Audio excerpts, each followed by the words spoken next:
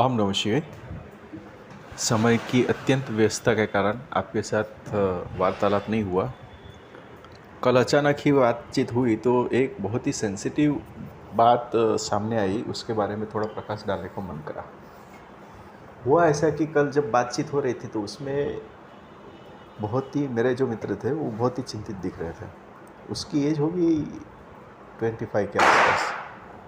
मैंने बोला क्यों चिंतित दिख रहे हो? तो उसने बताया कि मेरे जो ऑफिस है उसके अंदर लगभग 5 से 6 हार्ट अटैक वाल हो गए और मतलब चल बसा। फिर उस बात पे मैंने भी थोड़ा आश्चर्य जताया, और हालांकि हम सबको पता है अभी ये एक नया चल रहा है सब कुछ, ठीक है।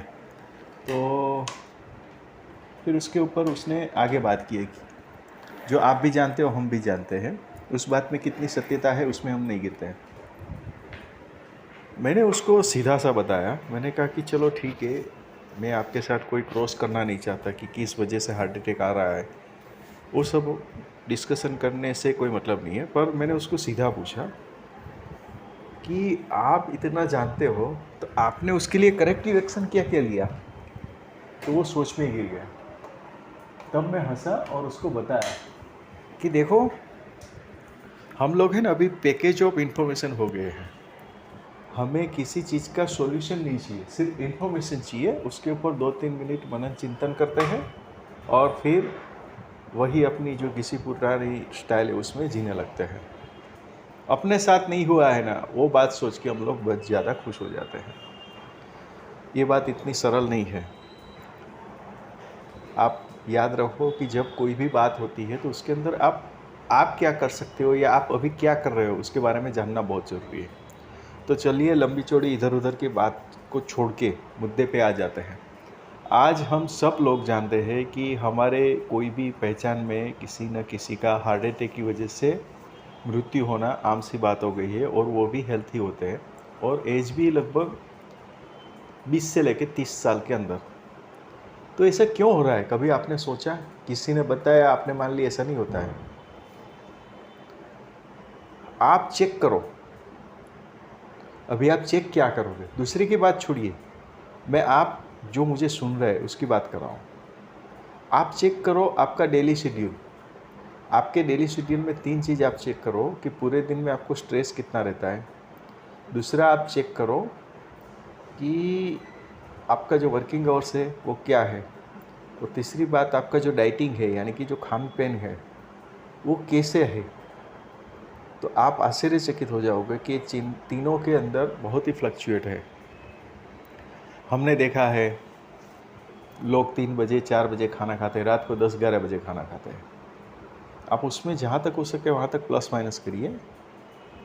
मुद्दा वो नहीं है, मुद्दा ये है कि हार्ट अटैक क्यों आ रहा है। हार्ट अटैक आने की जो वजह है, जो मेरी ध्यान में आ रही है, वो इस तरह से है कि हम जो मैदा खा रहे हैं यानी कि हमारी जो आइटम है वो सब मैदा बेस है। उसकी जगह पे हमें गेहूँ, बाजरी या मकाई जो आती है उसके ऊपर फोकस करना चाहिए।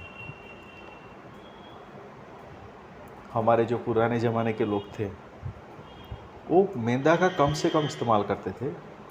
उसके खान पान में आप देखोगे पूरे भारतवर्ष में तो बाजरे या मकाई जिसको बोलते हैं, उसका सबसे ज़्यादा उपयोग होता था। और तब ये सब बीमारी नहीं, मतलब उस टाइम पे भी बीमारी तो थी, पर उसके सामने लड़ने की जो ताकत है वो अपने आप आ जाती है। कहने का तात्पर्य एक ही है कि अपने शरीर को ऐसे प्रोटेक्टिव और हेल्थी बनाना चाहिए कि जिससे ये सब चीज़ ना हो।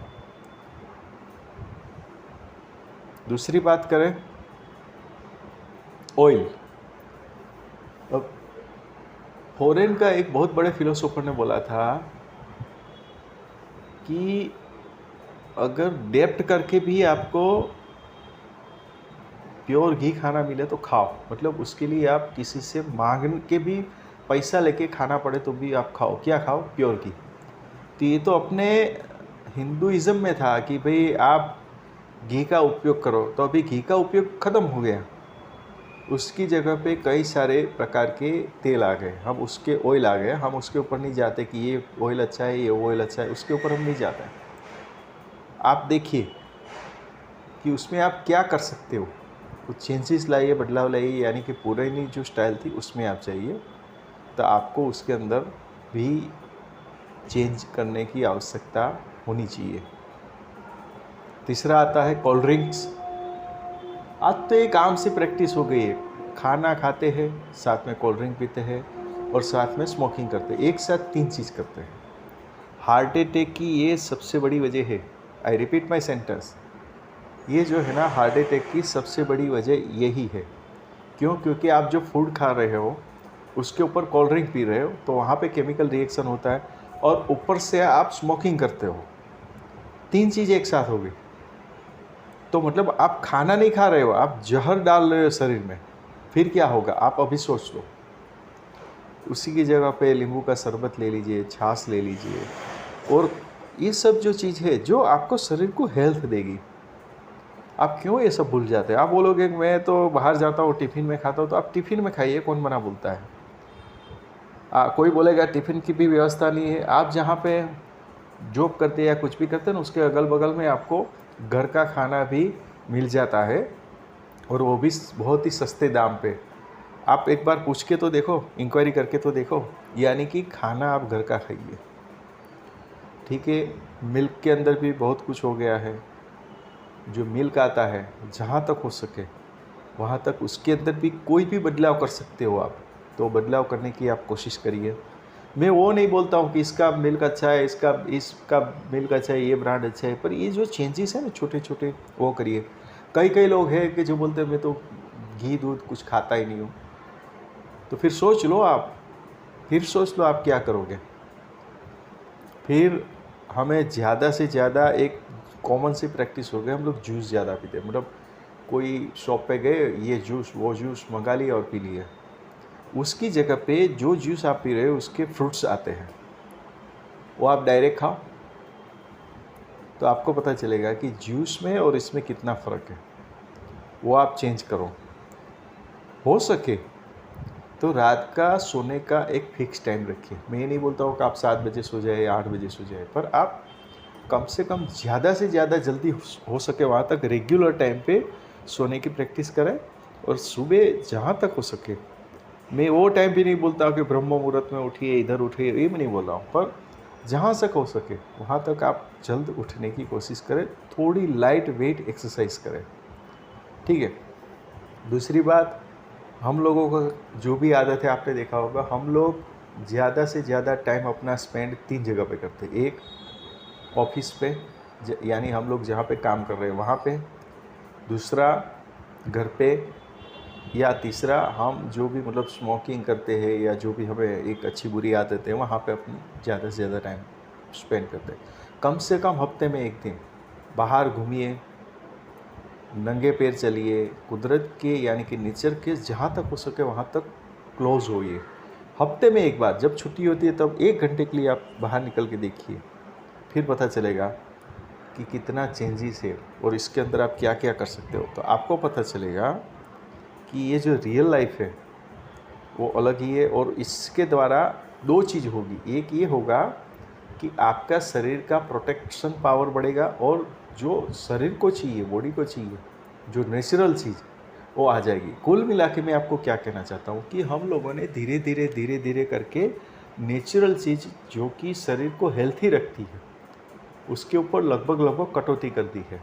आप अगर पूरा दिन में देखोगे तो आपको पता चलेगा कि जो हाथ से बनाई हुई मतलब घर का खाना, ये सब हमने लगभग से भूल गए हैं। देखिए होता क्या है, मैंने देखा है करोड़ों रुपए कमाने वाले भी दोपहर को राइट टाइम खाना नहीं खाते। ये लॉजिक मेरे दिमाग में नहीं, तो फिर आप कमाते क्यों हो मेरे भाई? मुझे ये लॉजिक समझ में नहीं था। आप एसी गाड़ी में आते हो, एसी में रहते हो, ये सब करते हो, और राइट टाइम आप खाना नहीं खाते, और खाना भी नहीं खाते, ऊपर से घर का तो खाना खाते ही नहीं हो। तो ये सब बातें हैं जिसकी वजह से हार्ट अटैक आने का संभावना लगभग ज़्यादा है।